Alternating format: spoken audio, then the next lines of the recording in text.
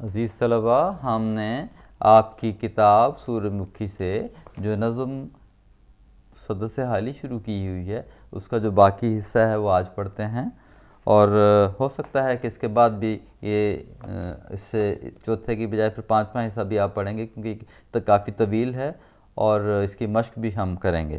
تو آئیے اس کا باقی حصہ پڑھتے ہیں۔ تو جو بند نمبر 4 ہے اس میں جو اس کا کچھ حصہ رہ گیا تھا، تو اس میں ان کے اشعار میں نوٹ کر لیجئے کہ حالی کہتے ہیں کہ انسان کو اپنے صحیح جو اس کا مرتبہ ہے، جو اس کا مقام ہے، اس کو پانے کے لیے اس میں عقل و فہم کا پہلا درجہ ہے، ٹھیک ہے، اور دوسرا درجہ علم و ہنر کا درجہ ہے، اور پھر دولت جون سی ہے اس کا صحیح استعمال اگر وہ کرنا ہوتا ہو تو اس کا یہ دولت کا تیسرا درجہ ہے۔ اور اگر تینوں میں سے کچھ کرنے کی بھی اس میں جوش و جذبہ نہیں ہے، امنگ نہیں ہے، اس میں کوئی اس بارے میں وہ پیش رفت نہیں کر رہا، یعنی اس میں عقل بھی نہیں ہے، فہم و فراست بھی نہیں ہے، علم بھی نہیں ہے، ہنر بھی نہیں ہے، تو دولت بھی اگر وہ اس کے پاس صحیح طور پہ اس کو استعمال نہیں کر رہا، تو وہ حالی کہہ رہے ہیں کہ اگر پھر بھی ان چیزوں سے وہ فائدہ نہیں اٹھا رہا تو اس شخص کے دنیا میں رہنے یا نہ رہنے سے کوئی فرق نہیں پڑتا، ٹھیک ہے نا۔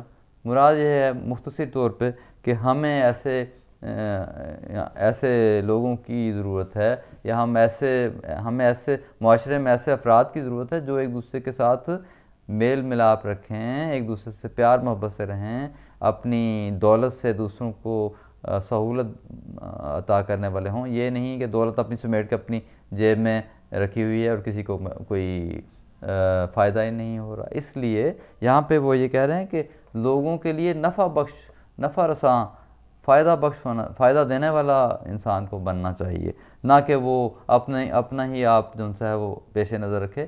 معاشرے میں رہنے کے لیے اس کو ہمیشہ سے کیا کرنا چاہیے؟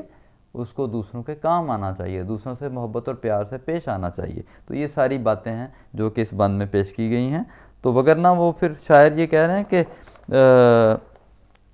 کہا اس پہ بجلی کا گرنا ہے بہتر، آخرکار وہ اتنا اس کو ناپسند کر رہے ہیں، ایسا شخص جو کہ دوسروں کے لیے فائدہ ہی نہیں دے رہا، تو وہ کہہ رہے ہیں کہ اس سے بہتر یہ کہ پھر اللہ تعالیٰ کا عذاب اس پر آ جائے گا۔